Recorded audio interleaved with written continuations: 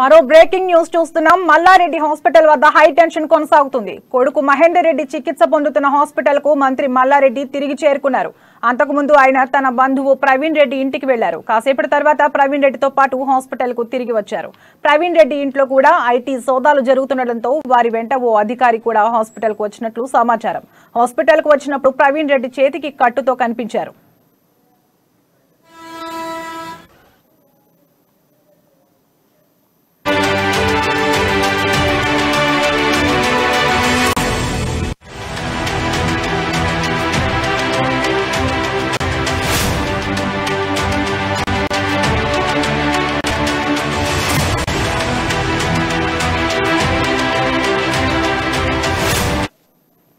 అంతకుముందు హాస్పిటల్లో చికిత్స పొందుతున్న మహేందర్ రెడ్డిని పరామర్శించేందుకు ఎమ్మెల్సీలు శంపిపూర్ రాజు, ఎల్ రమణ హాస్పిటల్ కు వెళ్లారు. ఆయన యోగక్షేమాలు అడిగి తెలుసుకున్న అనంతరం కాసేపు మల్లారెడ్డితో మాట్లాడారు. కాగా Mahender Reddy health condition stable గా ఉందని మల్లారెడ్డి చిన్న కోడలు డాక్టర్ ప్రీతిరెడ్డి చెప్పారు.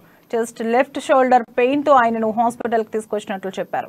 గతంలోనూ ఆయనకు ఇలాంటి నొప్పి ఒకసారి వచ్చినట్లు ప్రీతి స్పష్టం చేశారు. మరోవైపు మల్లారెడ్డి ఇంట్లో ఐటీ దాడులు కంటిన్యూ ఉన్నాయి.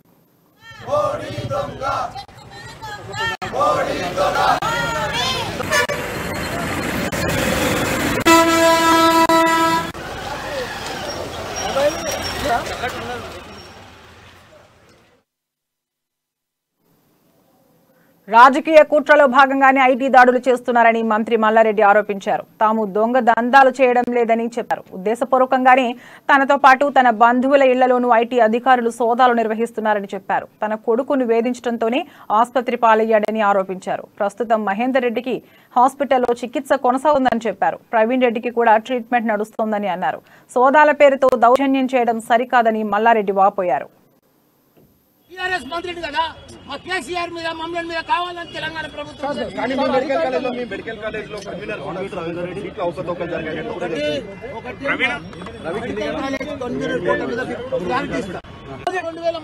చేస్తే తప్ప నేను కాలేజీలు పెట్టి ఒక ఎంబీఏకు 35,000తో చదువు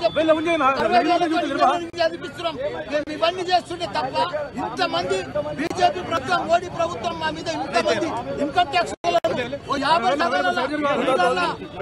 50 దౌర్జన్యం సిఆర్పీ దళాలతో రాత్రి అంతా కొట్టి మనకి నొప్పిలేసి అమల బిజినెస్ చేస్తున్నాం.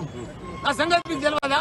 ఓ ప్రజాసేవక ఒక సీఎం కేసీఆర్ గారి ఆశీర్వాదంతో మేమంతా కూడా ప్రజలకు సేవ చేస్తున్నాం. 24 గంటలు సోదాలు జరుగుతున్నాయి. ఇంకా సుదీర్ఘంగా కొనసాగే అవకాశం 2,000 మంది చేస్తే తప్ప నేను కాలేజీలు పెట్టి ఒక ఎంబీఏకు 35,000తో చదువు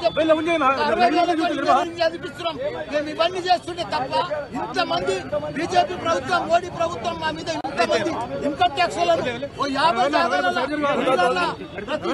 దౌర్జన్యం చేసి ఇప్పుడు మా పెద్ద కొడుకులు సిఆర్పీ దళాలతో రాత్రి అంతా కొట్టి మనకి నొప్పిలేసి టీఆర్ఎస్ మంత్రి కదా మా కేసీఆర్ మీద మమ్మల్ని మీద కావాలని తెలంగాణ ప్రభుత్వం మెడికల్ కాలేజ్ లో కన్వీనర్ రవీందర్ రెడ్డి సీట్లు అవసరం జరిగాయి.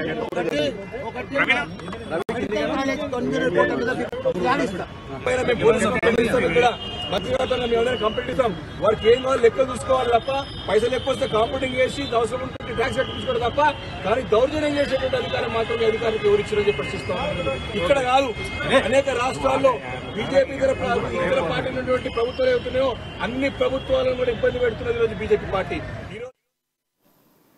ఓటమిని జీర్ణించుకోలేకే బీజేపీ ఈ దాడులకు పాల్పడుతోందని ఎమ్మెల్యే వివేకానంద ఆరోపించారు. టీఆర్ఎస్ ను రాజకీయంగా ఎదుర్కోలేకే సీబీఐ, ఐటీ, ఈడీలతో దాడులు చేయిస్తున్నారని వివేకానంద మండిపడ్డారు. టీఆర్ఎస్ ఎల్పీ కార్యాలయంలో ఆయన మీడియాతో మాట్లాడారు. దర్యాప్తు సంస్థలు తమ పరిధి దాటి వ్యవహరిస్తున్నాయన్నారు. బీజేపీపై దేశవ్యాప్తంగా తిరుగుబాటు మొదలైనందుకే దాడులతో బెదిరింపులకు గురి చేస్తున్నారన్నారు.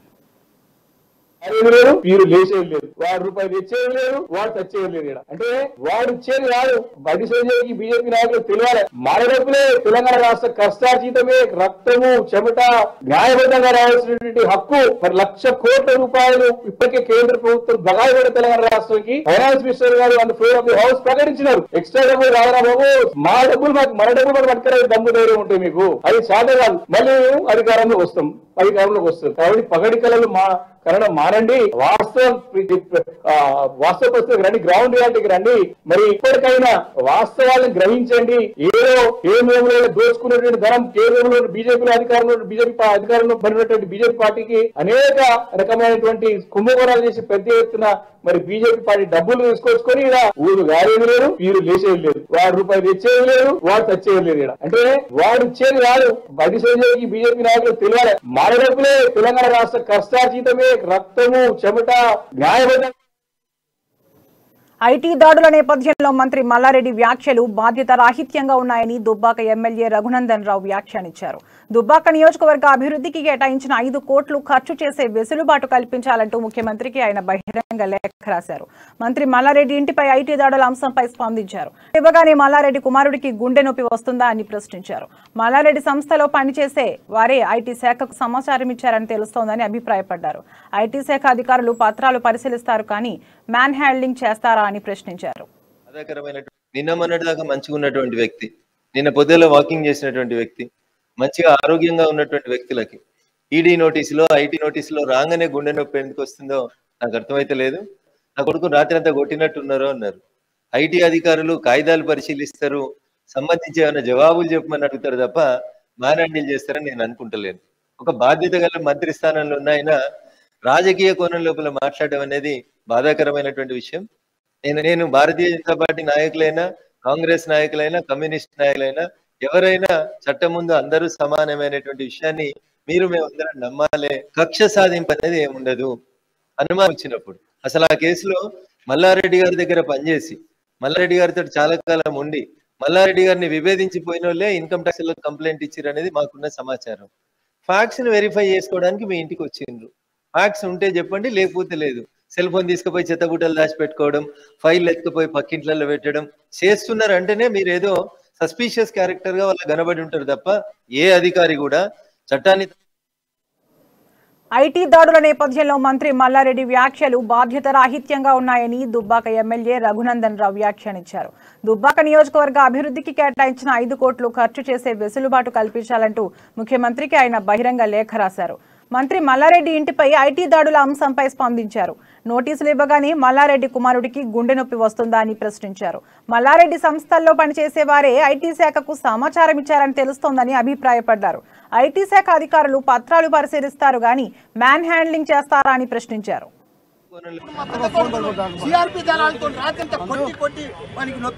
నా కొడుకు రాత్రి అంతా కొట్టినట్టున్నారో అన్నారు. ఐటీ అధికారులు కాయిదాలు పరిశీలిస్తారు, సంబంధించి ఏమైనా జవాబులు చెప్పమని అడుగుతారు తప్ప మ్యాన్ హ్యాండిల్ చేస్తారని నేను అనుకుంటలేను. ఇంతమంది బీజేపీ ప్రభుత్వం, మోడీ ప్రభుత్వం మా మీద ఇంతమంది ఇన్కమ్ ట్యాక్స్ లలో 50 జాగాలలో ప్రతి జాగాల దౌర్జన్యం. ఒక బాధ్యత గల మంత్రి స్థానంలో ఉన్న ఆయన రాజకీయ కోణం లోపల మాట్లాడడం అనేది బాధాకరమైనటువంటి విషయం. నేను భారతీయ జనతా పార్టీ నాయకులైనా, కాంగ్రెస్ నాయకులైనా, కమ్యూనిస్ట్ నాయకులైనా ఎవరైనా చట్టం ముందు అందరూ సమానమైనటువంటి విషయాన్ని మేమందరం నమ్మాలే. టీఆర్ఎస్ మంత్రిని కదా, మా కేసీఆర్ మీద మమ్మల్ని మీద కావాలని తెలంగాణ ప్రభుత్వం మెడికల్ కాలేజ్ లో మెడికల్